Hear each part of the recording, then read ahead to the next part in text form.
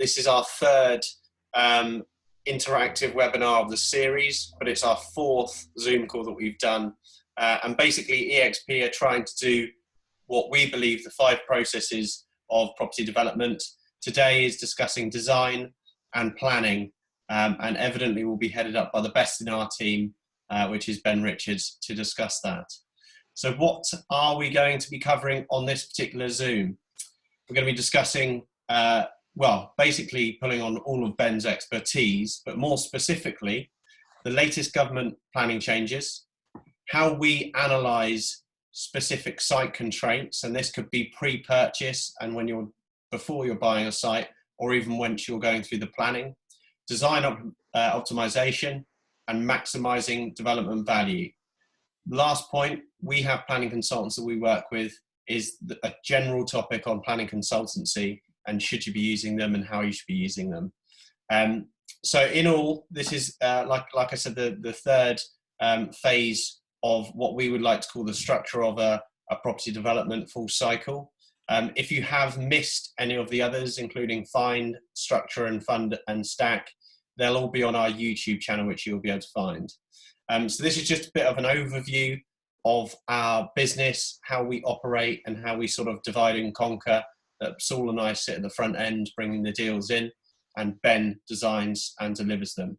So today you can see we're focusing on design and planning. Before we do go on to that, one of the reasons that we've had successes over the last couple of years is we try and make sure that we're making margins, adding value at all 5 stages when it comes to property development.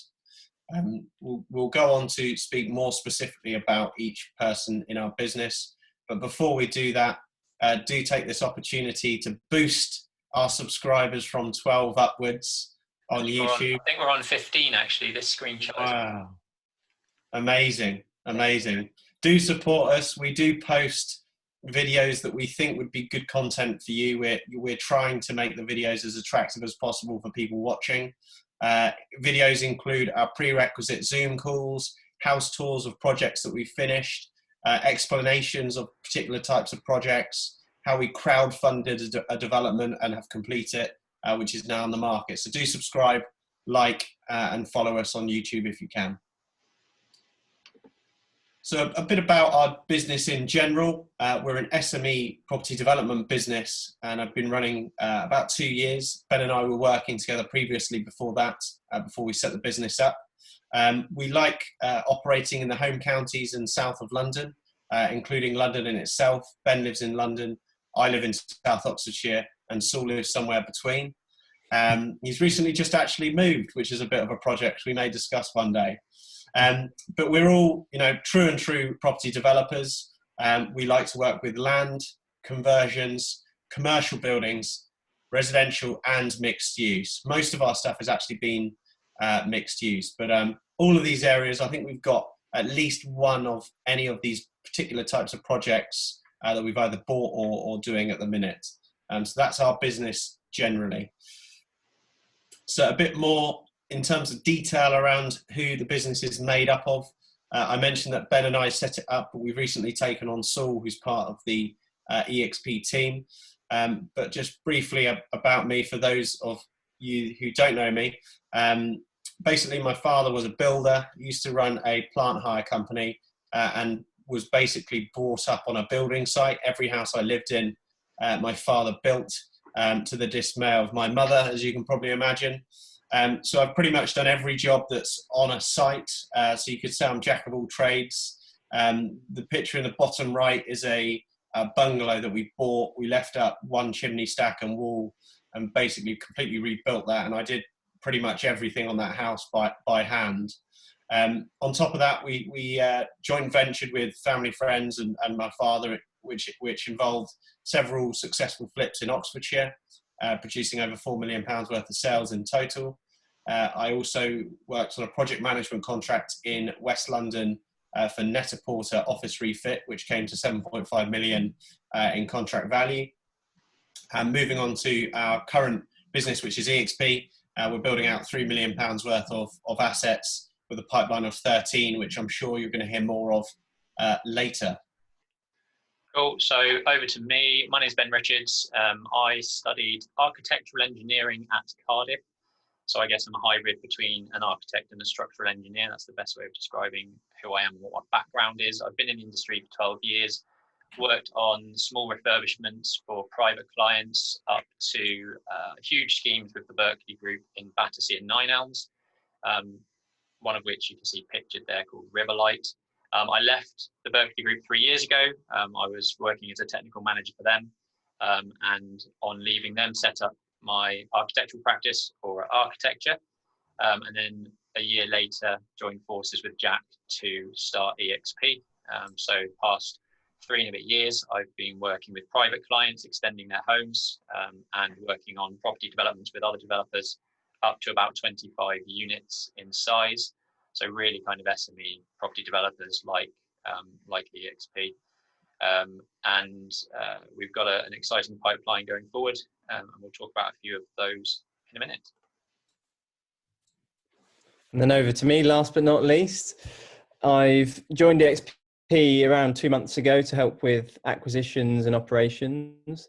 Prior to that, I was managing, and still am partly managing, a rental portfolio.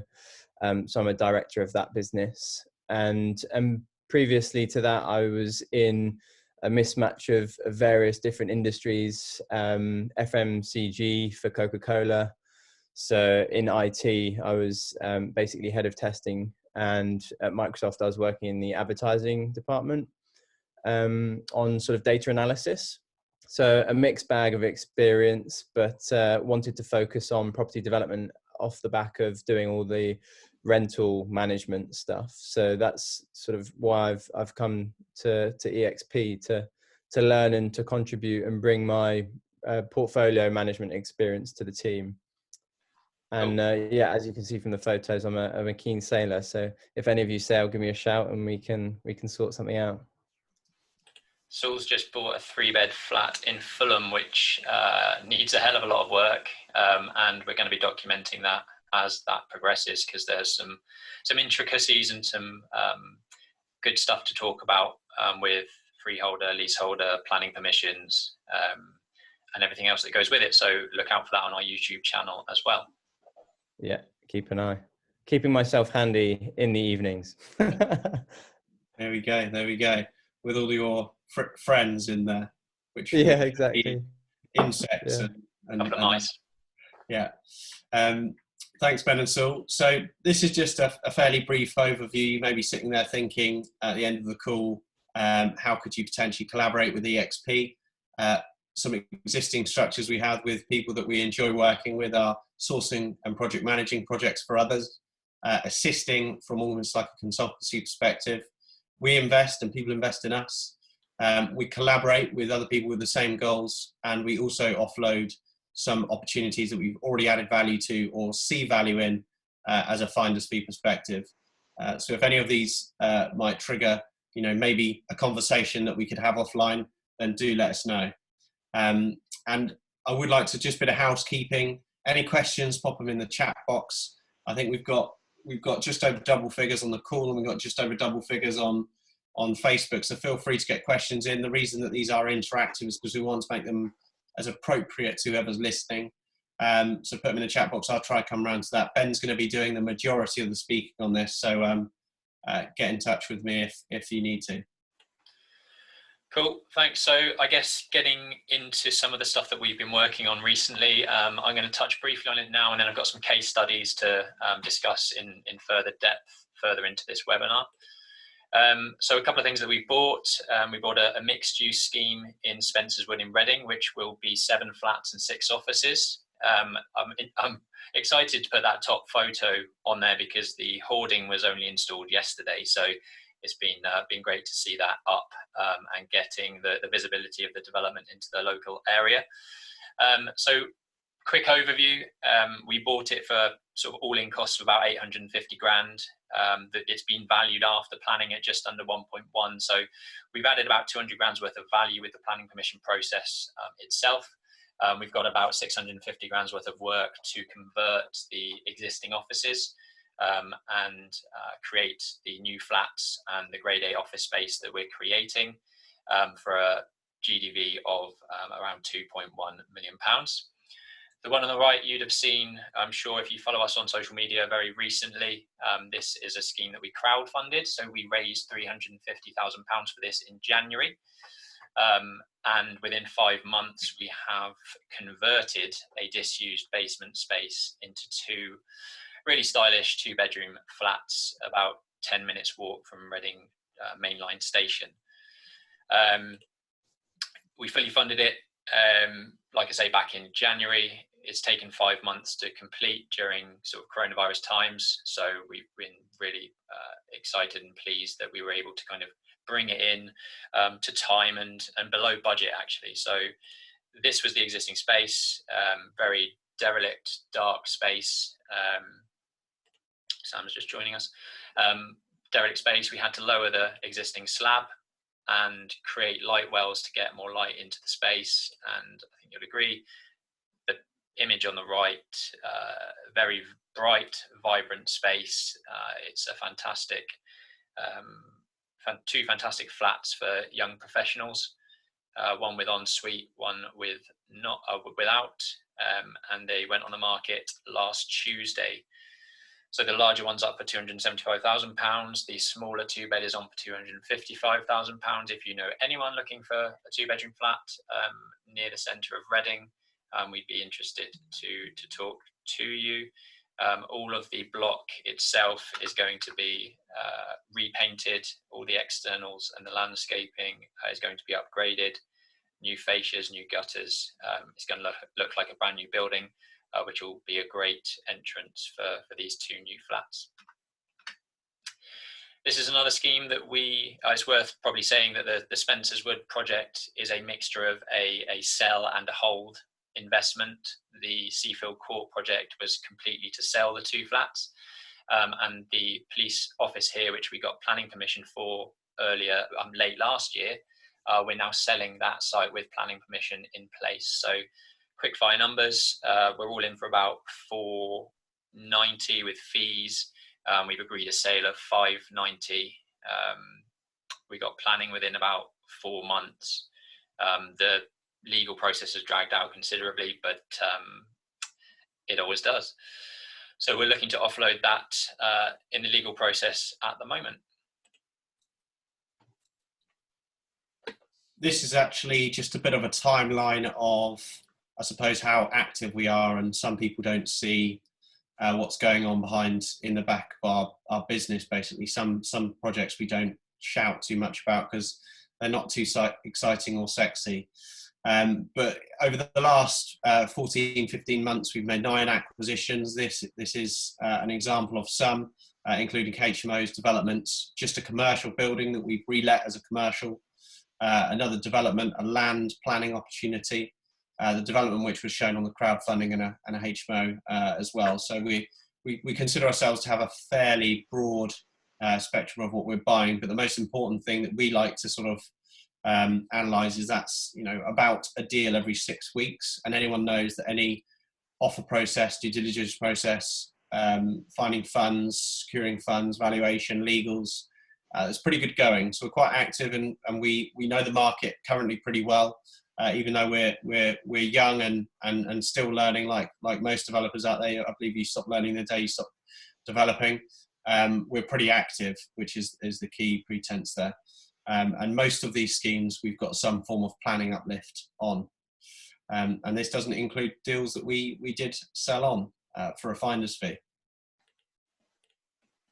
So looking at our pipeline, we have a number of projects which all seem to be sort of funneled into the same launch time, all in legals, and have been bubbling away for a short period of time. Feels like COVID-19 just put a pause on everything for a short time, but we've got a few assisted sales, a few developments, and a few planning deals lined up. So we've got an assisted sale in Hampshire, which is 2 units. A development subject to planning. We're basically nearly doubling the size of an asset in Oxfordshire. We've got a planning in play for 2 units, also in Oxfordshire. A 5-unit scheme in Kent. We're looking to do an assisted sale. If you don't know what an assisted sale is, this call isn't necessarily about that, but we have a YouTube video, first of all describing it, but also a webinar So if you click on there, hopefully you will be able to understand it. It's a phenomenal technique to be using at the current market conditions. Joint venture in my hometown, Henley, which is going to be 6 units. Planning's due very soon. A 14 unit scheme in Oxfordshire, which we've just had the sale agreed, and a couple of design and build contracts, which we've also got on board for cash flow in our business, which is pretty key. So this is now moving on to the sort of main topic. There have been a lot of government changes in the last couple of weeks. I'm going to sort of run through some of them here and my thoughts on them. If you can type any questions you've got into the comments below, I'm sure there'll be lots. I'll come back to them at the end. I'd like to just run through the presentation first, and then we can have an open debate at the end, where we can take questions. If there's anything, any questions that are specific to some of the projects that I'm discussing in the slides, then get them in now. But generally, it'd be good to sort of go back to some of the questions at the end. So, government changes. For those of you that haven't seen the news in the last couple of weeks, I'm just going to briefly run through what is going on. So, Boris has announced that he wants to build. And one of the key things that he's brought in is a selection of new permitted development air rights. So these are for detached blocks of flats only. So it has to be purpose built, and that's kind of a critical step, really. It can't be mixed use or it has to be purpose built. It has to be at least 3 stories. The extensions, or once the new extensions have been included, it can't be any taller than 30 meters. So essentially you're looking at about 10 stories there. That's 3 meters per floor, which is pretty realistic. And that's the limit that they are setting on this type of PD right. The purpose-built block of flats has to have been built within these timeframes. It can't be in a conservation area, it can't be a listed building, or it can't be within 3 kilometers of an aerodrome. So what does that really mean? For me, to tick all of these boxes and this criteria, I honestly think that this PD right is going to be limited, and it's going to be limited mainly to some larger developers, in my opinion. People like us being able to get our hands on purpose-built blocks of flats that are that tick this criteria, where we can have discussions about freehold ownership. We've got to go through legal conversations about if it's share a freehold or leasehold, and you've got a freehold management company on board, buying that type of asset. I honestly think it's not going to be as easy as you think. I think with those restrictions, there is a limited stock of that type of building, and I don't think it's going to be as fruitful as some might think, and I'll explain why in a minute.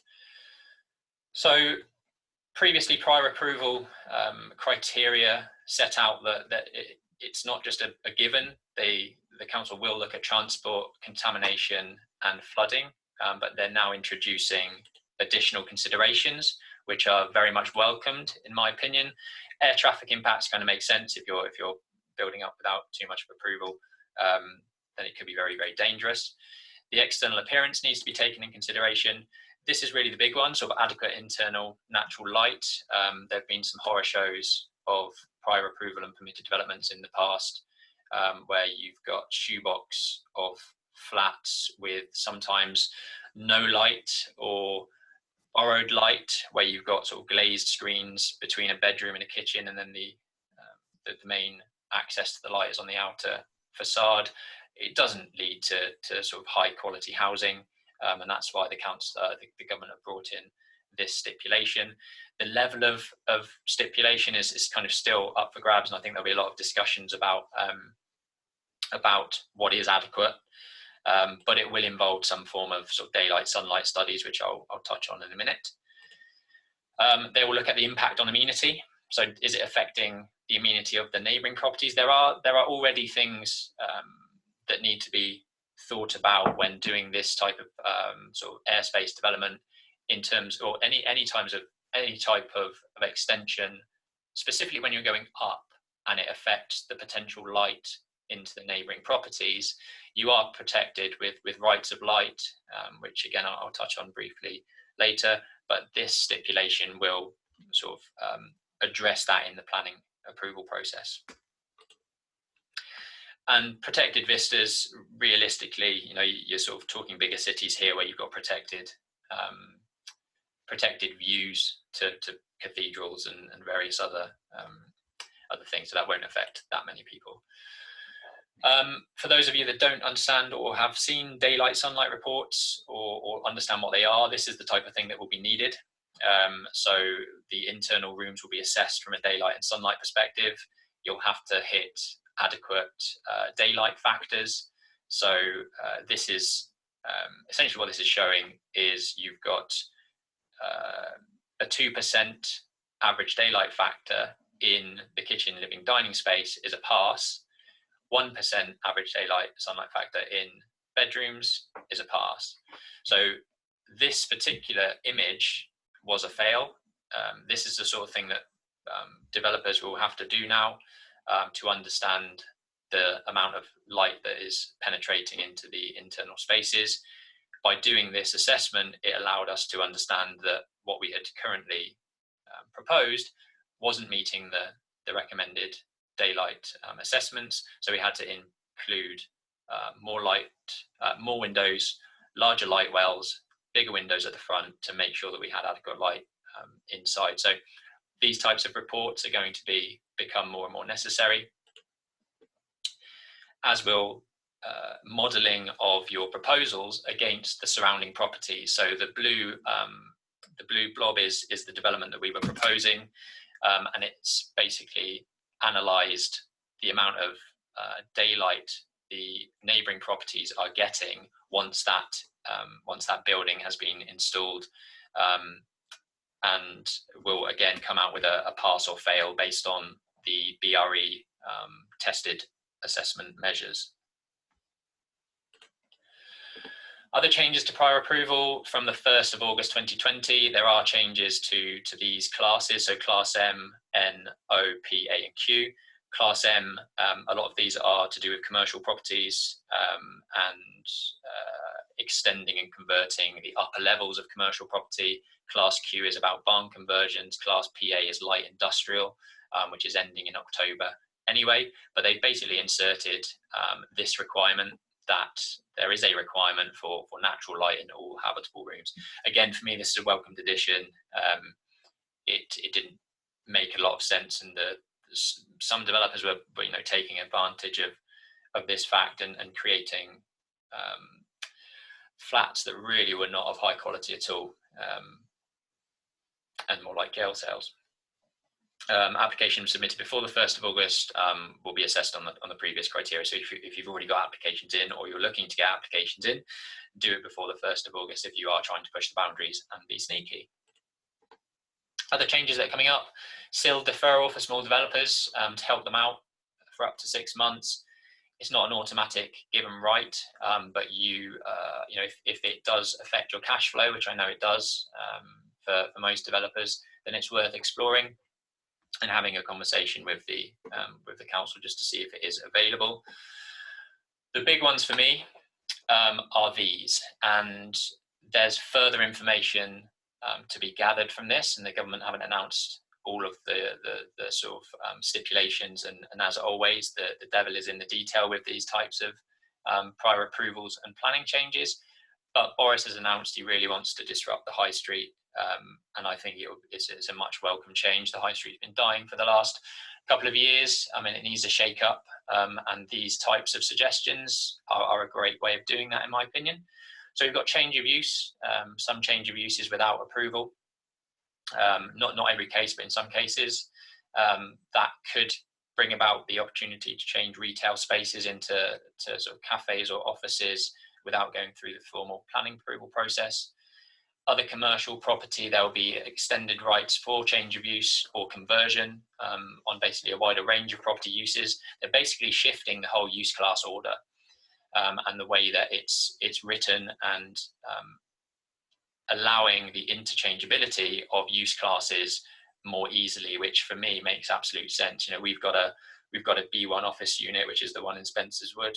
We've had interest from dental clinics and Pilates studios, which is D1 use. We'd have to, at present, have to go through a full planning application to get that use changed. There's no reason why there couldn't be a Pilates studio or a dental clinic in that area. And these would be welcome changes to help us do that a lot easier. Pubs, libraries and village shops aren't included within that, and basically I think they described it as anything that forms the lifeblood of our communities will not be allowed this sort of easy change of use. And there'll also be a fast track route for the demolition and rebuilding of vacant buildings, as long as it's to create new homes. So for me, the PD rights to go above purpose-built blocks of flats won't have as big an impact on us as developers than this one. The high street needs to change, and these new regulations, or expected regulations, I think will really help to drive that, and we'll see a very different high street in the next 4 or 5 years. Which I think is a good thing. There's still demand, but not for the same thing. Ben, we got a question which is relevant. Well, we got 2 questions. One I think we'll keep to the end, and which is very case specific, and one which is to do with Class PA. From Phil. So Ben, is PA still going to be 56 days for the new rights? So Class PA, as far as I'm aware, ends in October. So I haven't seen anything that says they're extending that. So Class PA is light industrial class B1C. At present, you can convert 500 meters squared of that space into C3 residential use via prior approval, which is a 56-day process. I haven't seen anything that says that that's going to be extended from October, which is its expiry date. So yeah, in answer to that, I haven't seen anything that's changing from its current situation, Phil. Cool, thanks, Ben. And that we'll come back to Ram's question shortly. Sorry, bear with us, Ram. We will get round to that. So talking about air rights, how do they affect you? And realistically, what is the logistical considerations for this permitted development?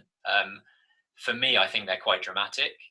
I don't think it's going to be as easy as office to residential permitted development, where it's all internal changes. It's a conversion of an existing space. When you're building on top of existing buildings, there are so many more constraints that you'll have to abide to. And the 3 that I've listed there are, for me, the most important ones that you'll need to be aware of. Structurally, if you're adding 2 floors onto an existing building that was built in 1950, 1960s, you're going to have to do a hell of a lot of investigation, from the ground investigation, from structural investigations. And what's more important for buildings that are 5 stories and more is something called disproportionate collapse. Essentially, what happens as soon as you get to sort of 5 stories and above, if you've got supporting columns, and one of those columns is removed or demolished, or there's a fire and it becomes unsafe and it breaks and it collapses, the other column basically has to take the load that the original column that's now removed was taking. So this new column is essentially taking 2 times the load. So the existing structure that you're having to amend will have to be amended dramatically, or may not even be capable of amending. You may have to form a completely new structure internally. So the regulations are clear that it can't be an sort of exoskeleton type structure where you're changing and installing new structure externally. So if you're then limited to amending the structure from the inside, this plays on some of the legal implications that I've suggested there, where are you actually going to get access to be able to make those changes? If you've got a block of 20 flats where it's leasehold flats. They're all a share of the freehold management company.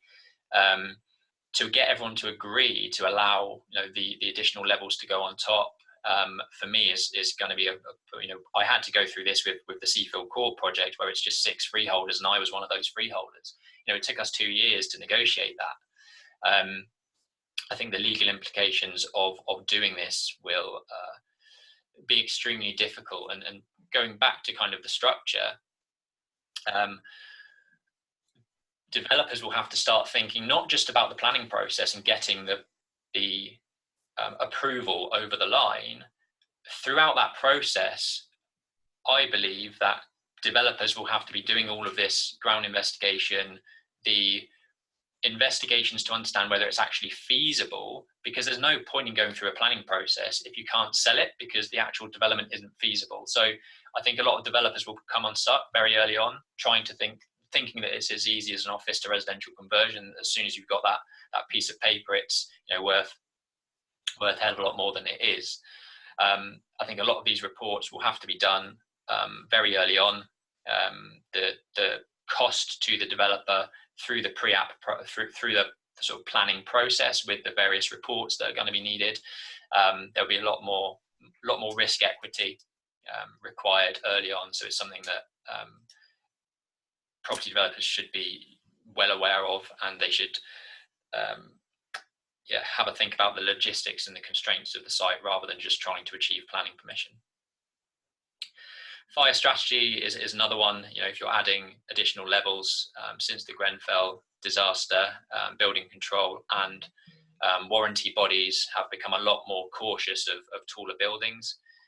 So you'll have to have a real good think about upgrading relevant cladding, making sure that the means of escape routes are there. And it wouldn't surprise me if sprinkler systems were mandatory in these types of additions. So before entering into any of these type of airspace opportunities, I would really take a hard look at the scheme itself, the site logistics, the site constraints, the existing structure, and make sure that you're fully okay with the scheme that you're proposing, because that piece of paper that you get from the planning approval, the prior approval process, may not be worth as much as you think if further down the line there are complications with actually building it out. Where are there other opportunities? I mentioned earlier about the high street. I really do think that the high street will change dramatically in the next 5 years. I think it's going to be a fantastic place to invest right now if you can start snapping up good distressed assets. There will be a lot of struggling landlords, and I do feel bad saying that, because on the flip side it's an opportunity for us as developers, but on the other side, morally, it's these people are going to be struggling right now. But at the same time, the opportunity for us is that if we can relinquish them from any potential debt or going out into bankruptcy or insolvency by buying their asset at a reduced price, then why wouldn't we? I think there's going to be a lot of opportunity because of the government and the local planning policies trying to intensify transport hubs. The high streets are typically the most well connected, and those are the areas that the government are really focusing on to make more dense, to create more housing in those hubs, where because of that you're not relying on transport so much in terms of car travel. You've got a more sustainable hub where if you have got the opportunity to convert into offices, cafes, etc., you're going to create more of a buzz in a more sustainable location. I mean, even looking at this picture at the moment, I go down high streets because I'm sad, and I look up and I see so much one potential where you've got this type of thing where you've got a 3-4 story building by the side of a 2-story building. Why wouldn't the council or the government want to be raising these types of terraces? You've got 3-story buildings, 4-story buildings opposite. So I think this is a great opportunity to add additional housing. The other thing that I see so often is dilapidated uppers. And I'll talk about a scheme that we're working on currently where you've got 3 floors of uppers, circa sort of 3,000 square feet, that is not being used at all. It's completely derelict, prime for conversion. And I'd imagine there are 50-60% of these types of uppers are dilapidated, used for storage, ancillary to the ground floor, that's just been wasting away, and could be put to better use. And like I mentioned earlier, the conversion and the change of use, I really do think will bring a more of a buzz to high streets and city centres. Another opportunity area, which I'm not going to discuss now because I think it's a whole different topic, but with the likes of Amazon, online deliveries, I do think distribution and warehousing will be an excellent investment sort of going forward. So if you can pick up some land and create some big sheds, I know that there's a lot of money in that. Yeah, it's not really just the fact that because Amazon has grown during these times, it's also because a lot of businesses have been kicked out their premises because everyone's converting everything to residential flats. So it's also just finding additional space because there's demand for it anyhow. Yeah. Raman's got a question. What commercial premises buildings are not worth looking at in terms of being able to gain PD opportunities? So the PD opportunities haven't been fully spelled out yet. The airspace for purpose-built flats is the one that's sort of most detailed at the moment. But in terms of PD rights for the commercial, change of use, conversions, the full details haven't really been released. I do think primary, secondary, tertiary parades of shops with uppers, there will be a lot of current landlords selling off those types of assets because they're struggling. If you can purchase that at a decent price, repurpose it as something new, maybe carve off the ground floor retail space, carve off the front of the ground floor retail space, convert the ground floor rear into a flat, add an additional story or 2 upstairs. I really think there'll be a lot of value to be had from those types of schemes. What was the question? Completely agree. So what commercial premises / buildings are not worth looking at in terms of PD? But I mean, you pretty much answered it. I mean, the best way from what we've been discussing from a retail perspective is exactly like you say. But one thing I want to say that we've had and you've had the most success of planning for us is if there is a commercial building or a community asset, maintain it, but enhance everything else. Maybe reduce it slightly to get a bit more resi square foot value on your GDV. But the question is, what commercial premises / buildings are not worth looking at for PD? Yeah, I think one of the things that did surprise me actually was the fact that the government said that pubs weren't going to be included. I see a dying, that the pubs are dying. The amount of the pubs I've seen closed down over the last 5 years has been dramatic, and I don't think it's going to go the other way. So I think they're missing a trick there, where I see a lot of pubs in lots of lots of land surrounding it that's prime for development, but by stopping that conversion or stopping or reducing the amount of development that you can do, I think they're missing out on a lot of additional housing where you could quite easily flatten that pub on a nice prime corner and reinstate a new 3-4 story building with a ground floor that's repurposed as a pub, but to modern standards. You're not losing that community asset. You might have to wait 18 months, 2 years for it to be built out, but not only are you gaining back that community asset, you're gaining back 10, 12, 20 units above that for housing. So I do think that they're potentially missing a trick there by just blanket saying no to pubs, because I think there's a lot of untapped potential with pubs. Cool. I'll crack on to the next stage of this webinar, and that's kind of design 101 from an architecture and design perspective, and a development perspective. First thing that you should be doing when looking at a project is the site constraints, and I'll talk through the types of things you should be looking out for, so that when you're looking at your next development project, you look at all the angles. So this is one of our schemes. This is the police office project that we bought last year that we're selling with planning permission in place. This is the image of the existing property. This is the site plan. And I'm just going to talk through some of the key things that we looked at when analysing this site. And this is the same for any development site. This is the starting point of what I'll do. Often downloading the OS map, which is this image on the left hand side, gives me an idea of where the boundary lines are, gives me an idea of where the massings are for each neighbouring property. I'll look at window distances. You'll see in the bottom right hand side image that as part of the supplementary design guidance for this council, they require a minimum distance of 12 metres from the rear of a property to a side of a property.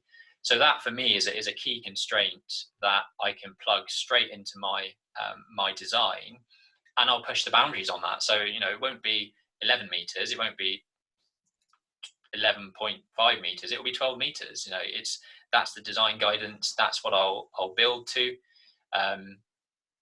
And because it complies and ticks all the boxes with planning policy. So the supplementary design guidance is something that you should be looking at, well, I mean, your architect should be looking at all this, but you as the developer should understand that these are the types of things that you'll need to look at, and you should be asking these questions to your designer. So window distances are key.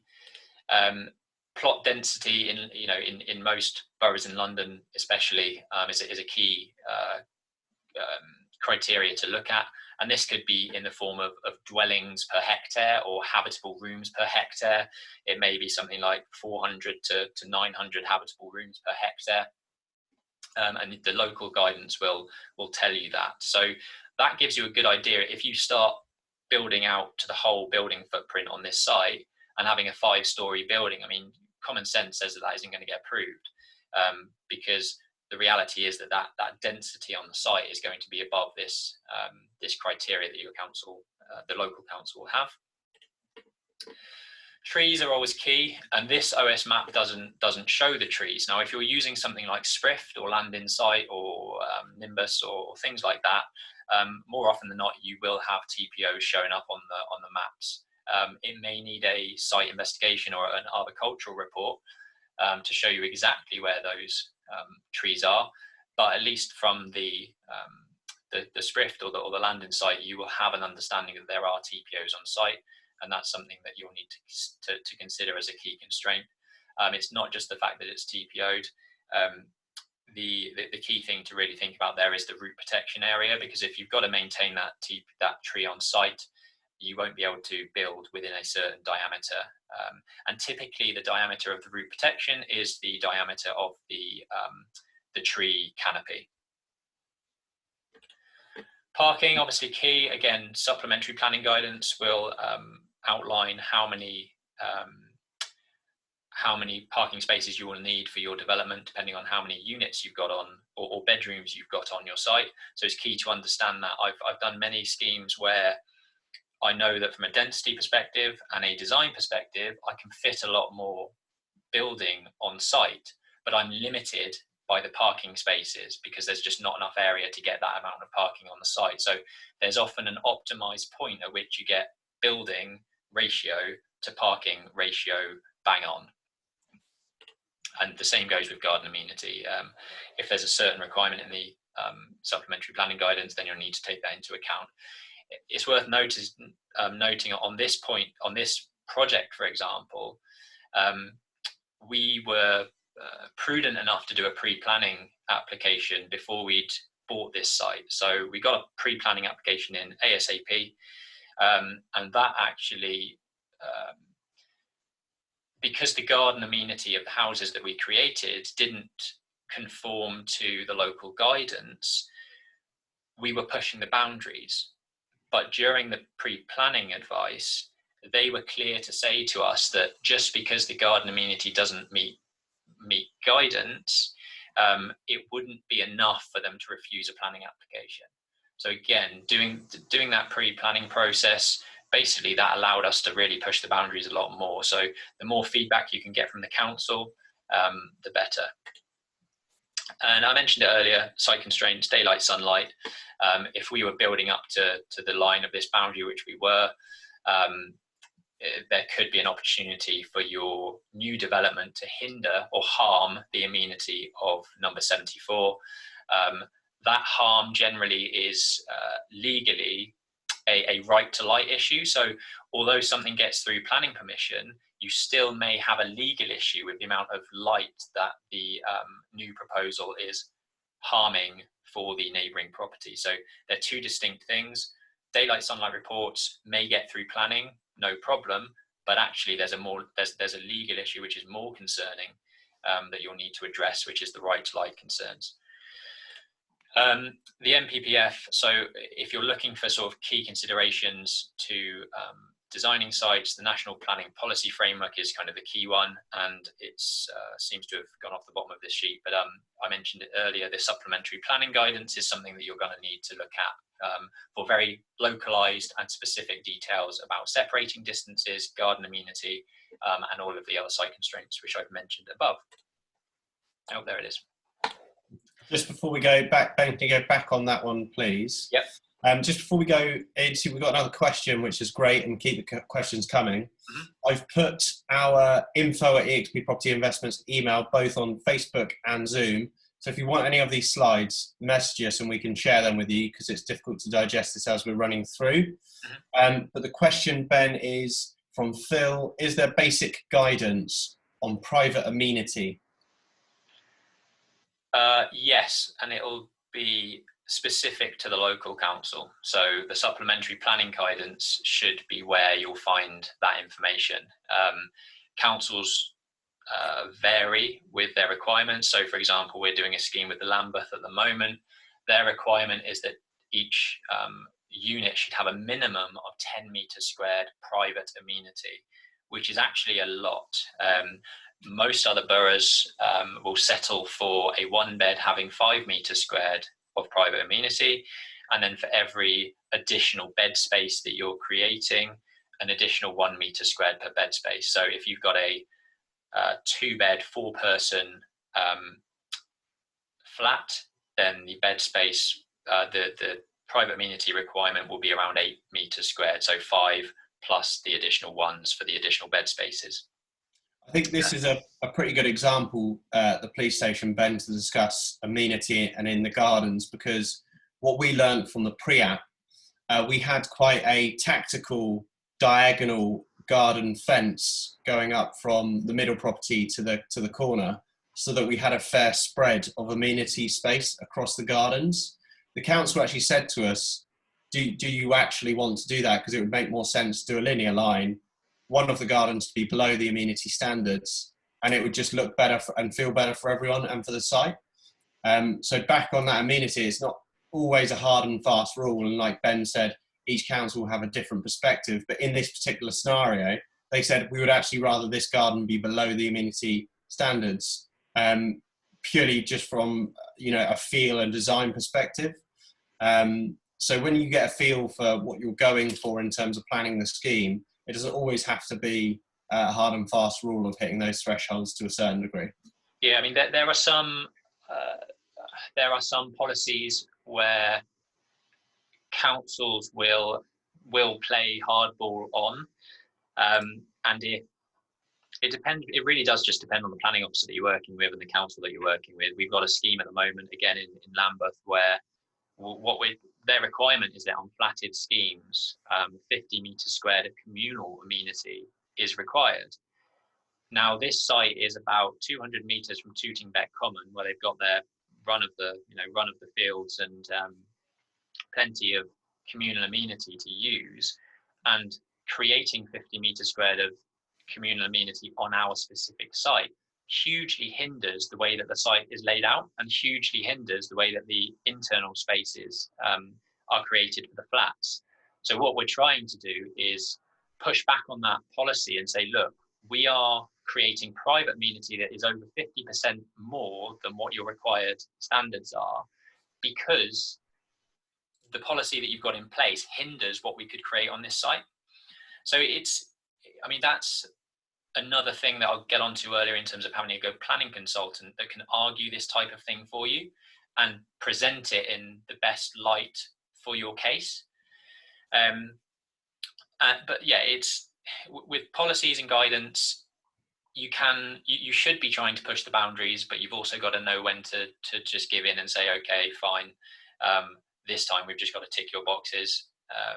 And if the more boxes that you've got left to tick, or the more boxes that you can tick, or the less that they can come back at you with, the more chances you'll have in terms of success. So it is a bit of a game, and that's why planning consultants are worth their weight in gold, which I'll get onto.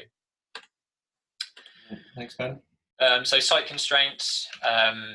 This is sort of general overview of the site and looking at it from a sort of holistic view. Once we've done that and we've defined where all of our constraints are, the next thing is to look at the local design influences. So look at the sort of contextual analysis of the site. What type of housing is it? Is it bungalows? Is it 2-story, 3-story? Is it a late Victorian 1960s like this type of property? And you'll start to get a feel for the type of design and aesthetic that is likely to be seen as positive from the planning authority. There's no reason why you can't detract from this, but at least you've run that analysis. And if you're doing more of a modern twist on things, at least you can explain where it's come from. So you've taken some traditional features, but you've brought them up to the 2020s with more of a modern twist. So contextual analysis is something to look at next. Is it within a conservation area or is it a listed building? Those are key considerations. The site I talked about earlier in Lambeth is on the edge of a conservation area, and the council were actually okay with a more modern aesthetic and modern design. It took pieces and hints of the traditional elements with gable roofs, red stock brick, and other features, but just presented them in a more modern twist, which sometimes, I guess it depends which council you get, but some officers actually prefer a modern interpretation than you trying to almost fake tradition and fake old. But yeah, again, that's very site specific and planning officer specific. We'll look at materiality. So clearly sort of red brick, white paneling and white render, with casement windows seems to be the aesthetic. Yeah, white windows. Other design considerations. So what is the outlook? One of the considerations on this particular site with the officer was that there was a large tree in the neighbouring property. So actually we had to get an analysis from a tree officer to, again, fight our case that the tree in the neighbouring garden won't diminish the outlook too much from the rear of the first floor bedrooms in our scheme. And we've touched on the garden amenity, so I won't go through that again. The key things to sort of note from this process is that where you can do pre-planning applications, they are definitely worth their weight in gold. On sort of most of the schemes that we've put through planning, our scheme has been enhanced by the conversations that we've had with the planning authority. Try to work with them, don't work against them. Get the scheme and the application in front of them as soon as possible. You can start opening these conversations and this dialogue. It will only benefit you. So a lot of people sort of try to rush into the full planning application too soon and don't go through the right processes. And this is what we ended up with. So, red stock brick, white render. We did go for more of a traditional zinc clad entrance, lobby and porch. And we've brought the fenestration to a sort of graphite coloured casement window, which matches that more traditional, more modern aesthetic. So slightly different. I think it looks good, and that's what was approved at planning.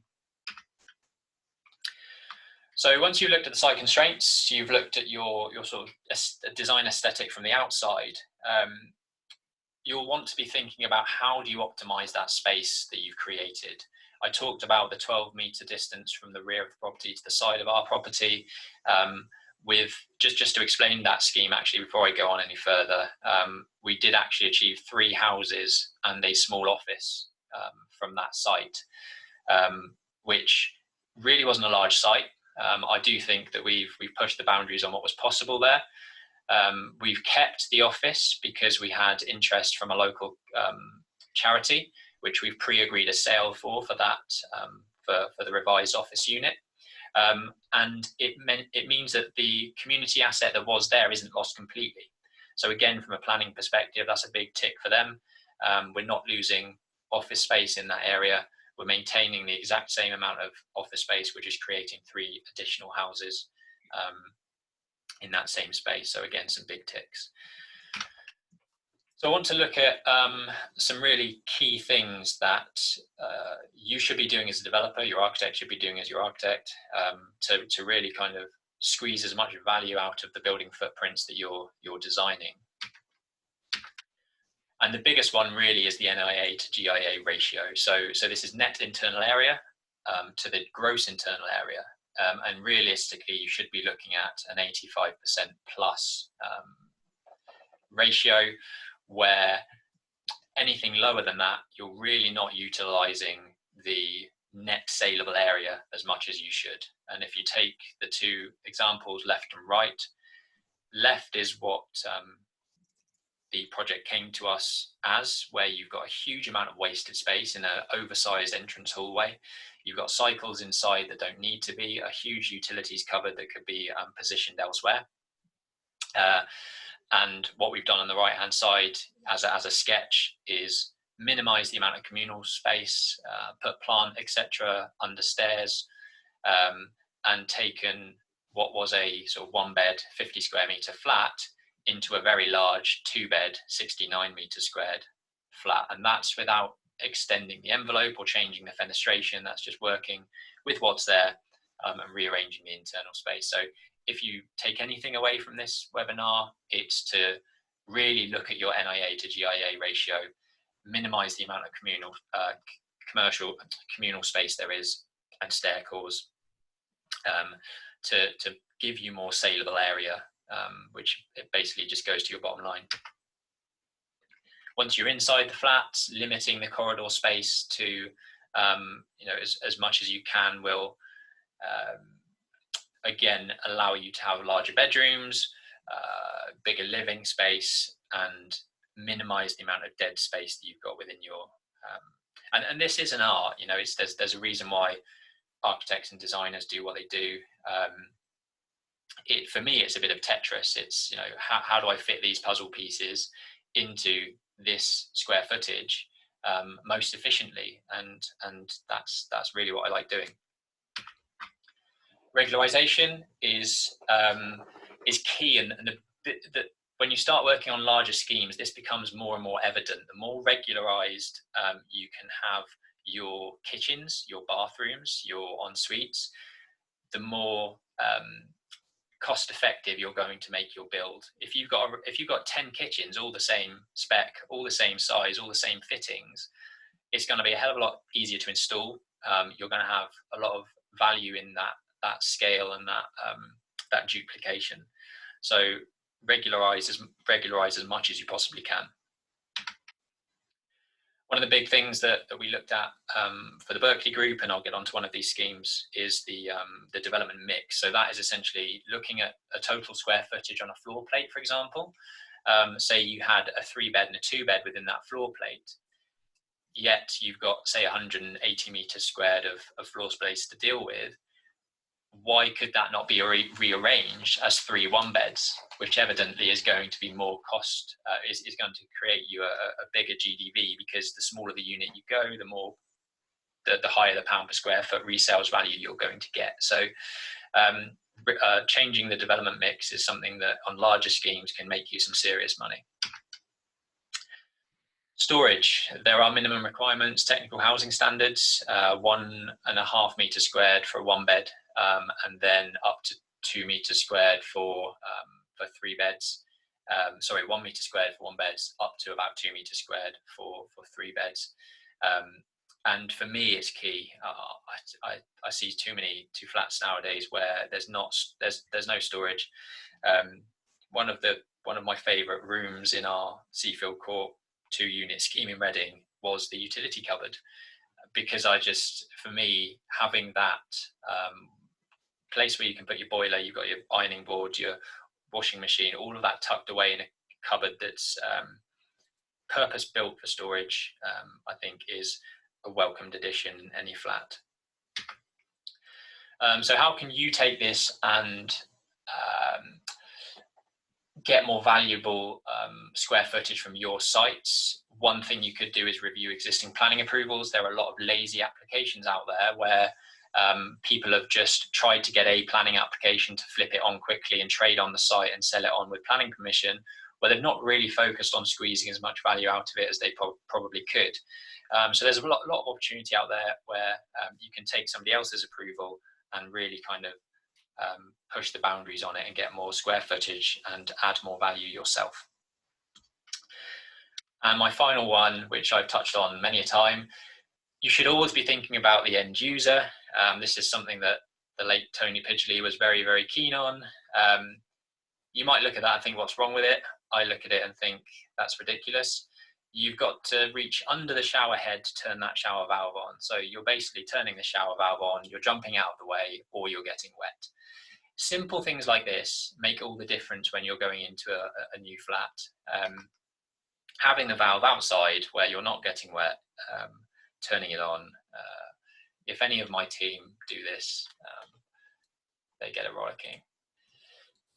So yeah, that's sort of a little bit about design 101, the things that you should be looking at as a developer to squeeze more value out of your schemes, limit the amount of dead space that you've got and really maximize the amount of net saleable area that you've got. And that leads me on to other ways that you can maximize development value from your schemes. I'm going to talk you through a scheme that I worked on with the Berkeley Group, which kind of really shows at a larger scale how much difference implementing some of these things can take. So the biggest one on this was the development mix.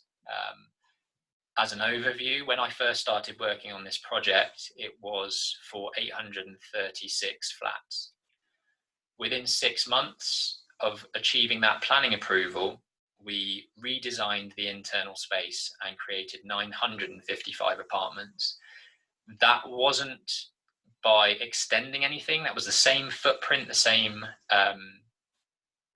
volume of space, the same elevational treatments. But we just used all of the things that I've just talked about in terms of GIA to NIA ratio, limiting corridor space, squeezing more value out of the NSA to get that difference. And those 109 flats in terms of added value was not too far shy of £100 million.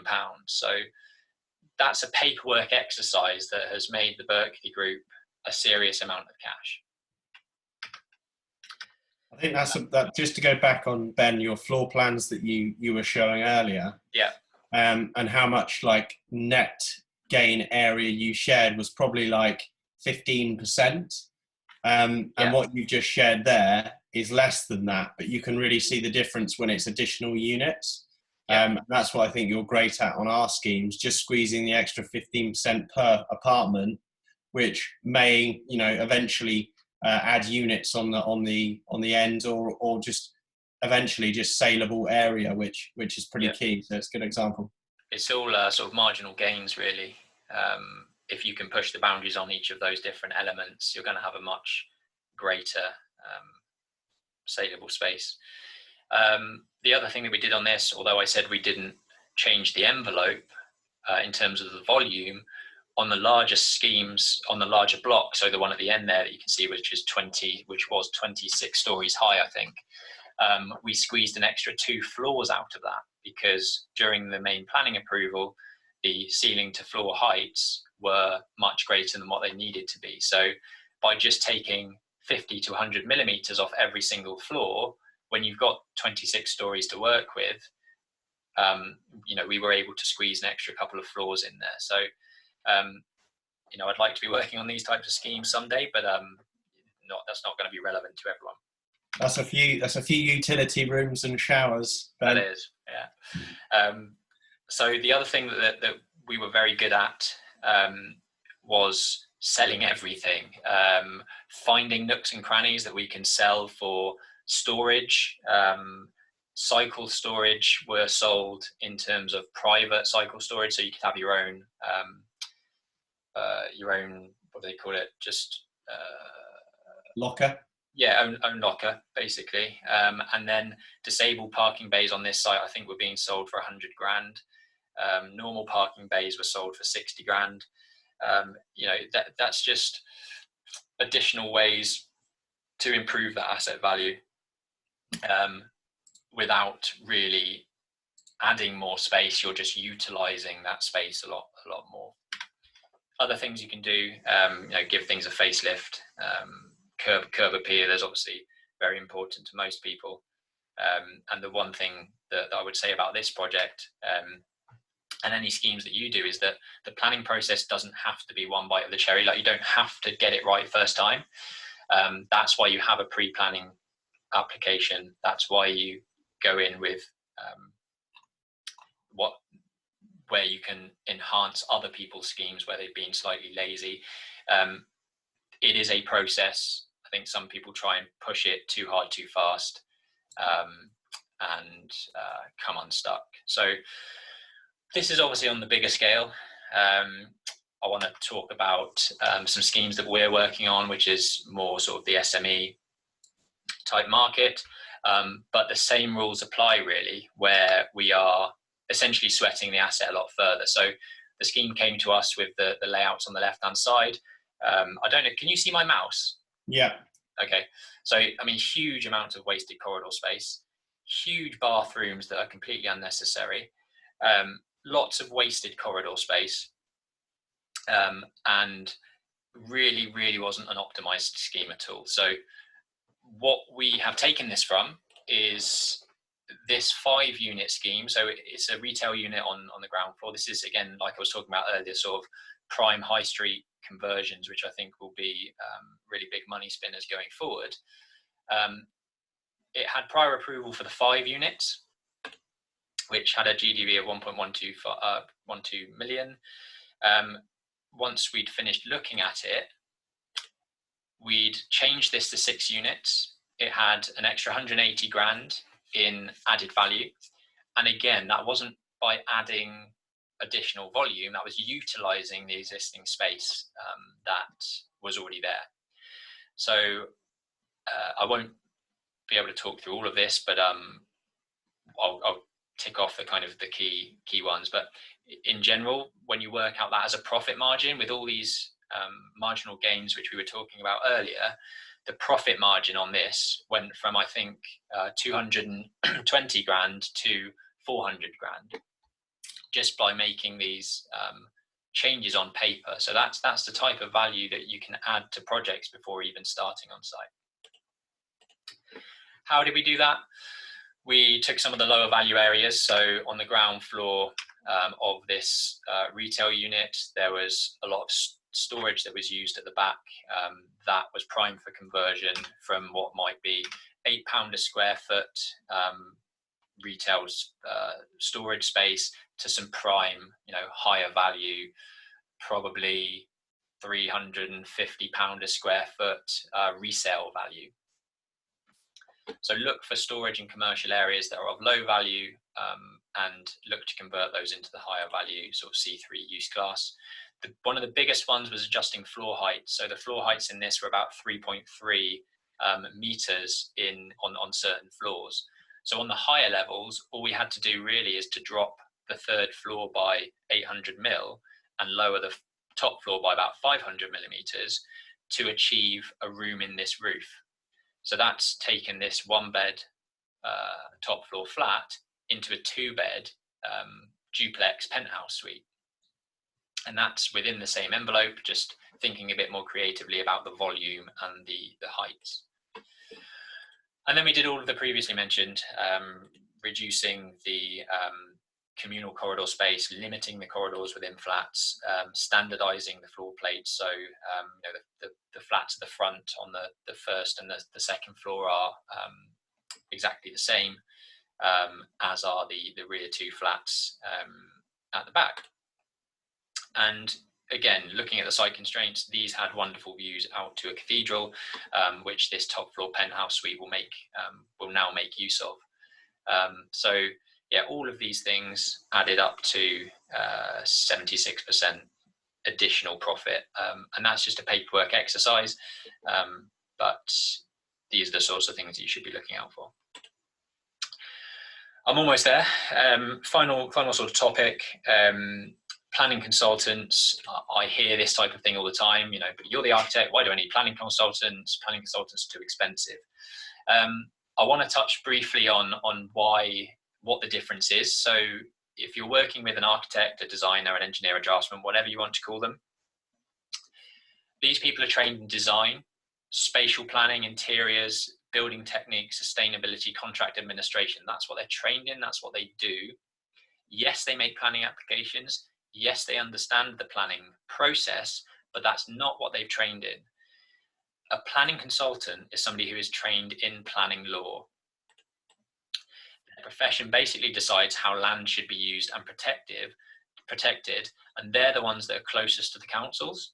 So they're closest to the local communities. They're closest to politicians who can influence your planning applications, and they understand the intricacies of what's possible and what's not. So there is a massive difference. Most larger development schemes that you're working on that have, where you're trying to push the boundaries, you should have both of these people involved.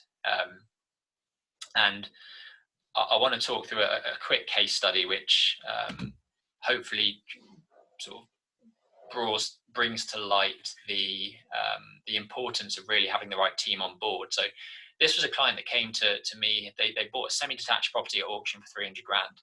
They bought it with bridging finance, so expensive finance. They need to move quickly. I met them on site. I talked through our fees as the designer. I said a planning consultant will cost you around about £2,000 for this type of project. The client turned around and said they didn't want to pay my fees. They didn't want to bring a planning consultant on board. They found someone that can do some drawings for them. And that's what they did. They went into planning with this scheme on the right hand side for 4 flats, huge footprint, huge massing, not a chance in hell of that ever getting through planning approval. It got rejected, shock. It went to appeal, was obviously rejected at that point as well. 10 months later, they came back to me and said, it got rejected, can you help us? So within 3 months of that conversation, we had planning permission only for 2 units, but that's all that this site could have achieved from day one. They instructed the planning consultant, they instructed the right assessment, so the energy assessments, the tree surveys, everything that a planning consultant should be able to highlight for you. So initially they might have saved £6,000 by getting this other person to draw up a new scheme, but in reality, it took 10 months to get to a point where they've got planning approval. The fees that they were paying on the bridging finance, they had to pay those 6k fees anyway to get the scheme done right second time round, but they've paid 25 grand plus on interest payments to the bank. So what they think, where they think they've saved 6 grand, it's actually cost them 30 grand in 10 months of time. So this is something I see very, very regularly, where people want to save those costs up front.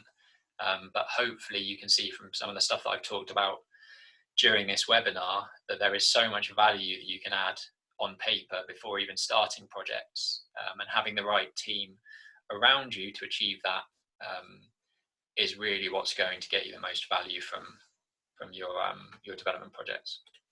Same applies for all professionals really that you bring in. We were having a chat earlier today about a external professional who's basically hadn't done the job correctly, and another one had to come in, and the one that was coming in was more expensive from the outset but would do the job correctly first time round. So it's sort of almost a rule of thumb to a certain degree when analysing costs up front versus costs to the end. Anyway, sorry to interrupt. No, that was me done. There we go. Yeah, so I'm just looking at the questions now to see if there's anything that... Yeah, cool. Do you want to crack on with Ram's question about his particular scheme? And Louise is dropping some questions in there as well. So planning application for rear extension on a flat and a loft conversion on another flat, all in the same block. After hopefully obtaining approval on those, I then want to go in for HMO planning app. What should I bear in mind for the initial applications? Rear extension and loft conversion.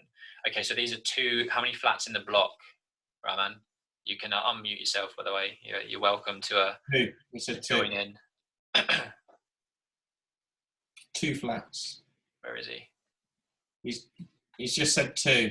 Oh, sorry. Yeah, 2 flats. Okay, so it's ground floor flat and then upstairs with a loft conversion. So it's fine.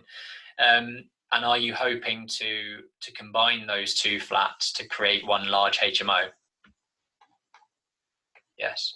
Okay. There's a few difficulties there. The council won't really want to see a loss of housing. If anything, they want to go the opposite way. So if you're taking 2 houses and creating 2 flats and creating one, I think they will have an issue with that.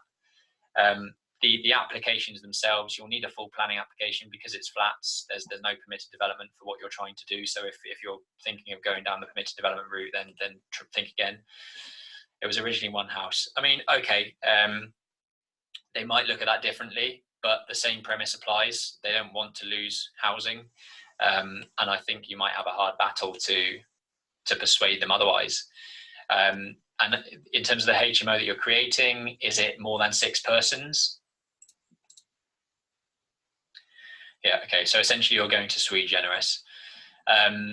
Sui generis use class is essentially, I mean, the words themselves mean don't fall within any other class. So anything above 6 persons for a HMO requires sui generis change of use planning. It's a difficult one. With sui generis planning for HMOs, what the council will often want to see is that you've been running that HMO as a business before going above the 6-person threshold. It's not an easy process. I've done this before where it's gone from a 3-bed family house where we've extended the building footprint under a family house to just push the boundaries on what's allowable from an envelope perspective. We know that it's capable of having 10 bedrooms as a HMO, but we have to run it as a 6-person HMO for say 6 months to prove that use, and then put in for sui generis to try and get the extra 3 bedrooms. So it's not as easy as that, really. I do think that might be an issue for you to try and combine the 2. I don't see the extensions as being an issue, depending on the design, but a ground floor extension and a loft conversion is pretty uncontroversial. It will be the change of use that's the issue. If this is London, it's probably more valuable as extended flats anyway. Yeah, I mean, is there a way of changing that ground floor flat and the upper floor flats and still getting 6-7 bedrooms out of that? Where maybe upstairs you've got a 4-bedroom flat, 4-bedroom HMO, and then downstairs you've got a 3-bedroom HMO. You've still got 7 rooms. You're still probably by doing that, you've probably got a more valuable asset rather than a commercial asset, which the sui generis HMO would be. So future-proofing it that way might be the best route to go down. And I think you'll struggle with that planning process as well. Yeah, also known as cluster flats. But like you say, definitely improving the bricks and mortar valuation, and probably improving your room rates as well, because you've got a less diluted spread rooms across kitchen and shed areas. Question from Louise. Ben, do you offer a quick look-see service at a proposed property purchase before drawing up detailed plans? Yes, to a certain extent. I mean, we do offer design feasibilities. I've done that for lots of people where generally starting from sort of £400 plus to just take a look at the scheme from a design perspective. We can sometimes get input from planning consultants as well at that stage, from a policy perspective, to just give you a bit more comfort. Depends on the size of the scheme, but yeah, we do offer that type of service. If it's literally just Ben, what do you think about this type of scheme? I do that for a lot of developers without going fully into a sort of full design appraisal. So yeah. Brilliant. Do you have any tips when looking at refusals, e.g. specific wording and decisions that might suggest a fix? Very site specific. I was looking at one last night for a pair of semis. I mean, refusals are great because it should give you a good idea of what you can change to make it better. Some of the things in those refusals will be, might be insurmountable, but you could design it in different ways. So if it's things like overlooking, can you include high level windows or frosted windows with a roof light, for example? It is very, very much sort of site specific. I don't really have any kind of key tips for that. I mean, from a taking on schemes from a planning perspective, there's a lot more lower hanging fruit. Someone's obviously lost a lot of time and money on creating that refusal. So unless you're maybe geared up to make sure you can overcome them with your team around you, I wouldn't necessarily angle being a cookie cutter for refusals. Yeah. At the same time, there's often quite a lot of value in finding those types of projects where somebody else doesn't want to take them on. Like, that's pretty much what we'll look for in a lot of situations. It's, what angle can we find that other people can't? And if it's an issue for lots of other people, it's going to dilute the amount of people going for it. So increase our chances of obtaining it and making more value out of it. So, I mean, we don't hunt for refusals, if I'm honest. As in, that's not really one of our key sort of tasks or goals to sort of hunt those out, because it can be quite time consuming. I get to see a few of those types of projects through the architectural practice, but it's just not something that we go hunting for as such. Cool. Another good. Phil's good at questions. I like having Phil on. Phil, you can come again because Phil was here last time. The topic. You asked all the questions last time. Can you go what you need to look out for when looking to get access into backland? Good question. Backland developments. What do we need to be doing, Ben?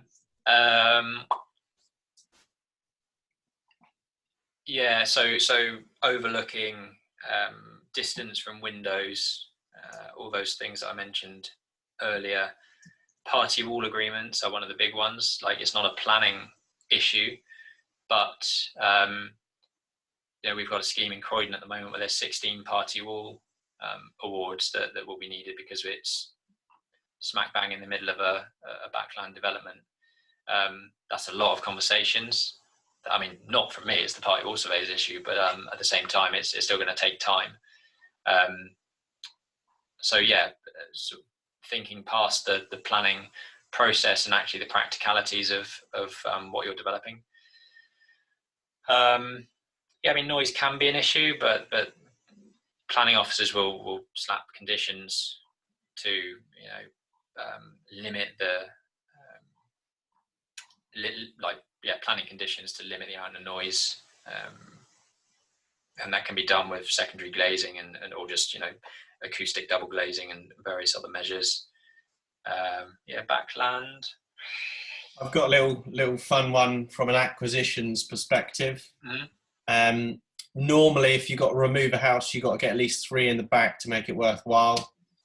From a stacking quick review perspective, that's my fun little backland fact for the day. Yeah, I mean, it used to be kind of 3 units, so you'd have basically a third would be the land, third would be the build, third would be the profit. Nowadays, that profit margin squeezed a hell of a lot more. You're looking at 45-50% of the GDV for build costs. It's definitely a lot more difficult, and getting 1 unit into 2 units, which we're trying to do now on one of our schemes. It has to have the type of resale value, high resale value, to make it stack up, and you also have to buy it well. So I don't know what else I can give you for backland. Yeah, we basically struggle to get anything that's below 350 a square foot to work from dev perspective, really, unless it's a extremely motivated sale. Hope that's helped, Phil. Keep the questions coming. Any more questions? I think that's it, isn't it? And anything come through from Facebook that I can't see? No, we haven't got any questions on Facebook that need answering. So I think we're good. I put our contact details there anyway, so if anyone's got a specific question. Cool. Nice. If anyone wants any documents, the slideshows, whatever, do let us know. This is being recorded, so it will go up on YouTube. Yeah. I think that's kind of basically it for me from a planning and design perspective. There's a lot that in terms of detail that we can go into, but hopefully that's given you a few things to digest and think about when you're looking at your next schemes. One thing that we're doing as a company, at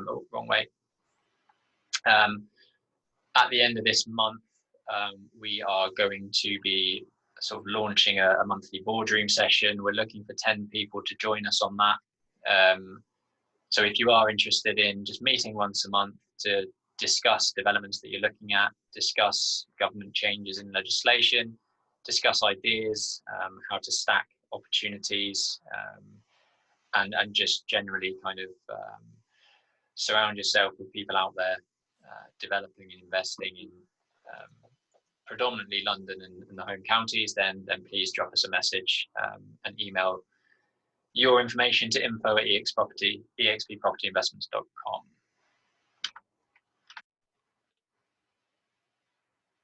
Awesome, thank you, Ben. And additional to that, we have got a really good pipeline of deals. A lot of people, question how they can work with us. So we've made a bit more of a readable booklet of how we could see a partnership go through. It's fairly short, concise, but it's just got examples of how we may be able to work together. To give you an example of the pipeline, we've actually had 2 offers accepted this week. Both, one's a planning uplift scheme, which is predominantly commercial, and the other's a block of flats, which we believe is bought below its value. So we've had people look at these and really interested in working with us. So if you want to take a look through this, ping us a message, send us a DM, or email us at info@exppropertyinvestments.com. We're keen to work with people that are keen to grow. Cool. So that was step 3 of the sort of 5 key stages that we see in property developments. We've done the sort of sourcing, the finding, the funding, the design and planning. Coming up soon, we'll be discussing the delivery of these types of schemes. So things that you should be looking at from a build cost perspective, project management, and essentially how to deliver those schemes that you've just achieved planning permission for. So that's going to come up in the next couple of weeks. We've mentioned the boardroom sessions, we've mentioned the EXP partnership program. We'd love to hear from any of you that are interested in discussing things a little bit further. And I do believe that's it. That is. Thanks very much, Ben. That was very good. Even I learned lots. Yeah, good stuff. Cool. Well, thank you everyone for watching. If you've got any further questions, then just get in touch with us. And like Jack says, subscribe to our YouTube channel, because there'll be plenty more stuff that we're going to be putting up on there. And if you've got any ideas for stuff that you want to know about, that's also really keen for us. So yeah, thanks very much. Thanks for joining, everyone. Thanks for the questions, Phil and Ram. Cheers, everyone. See you.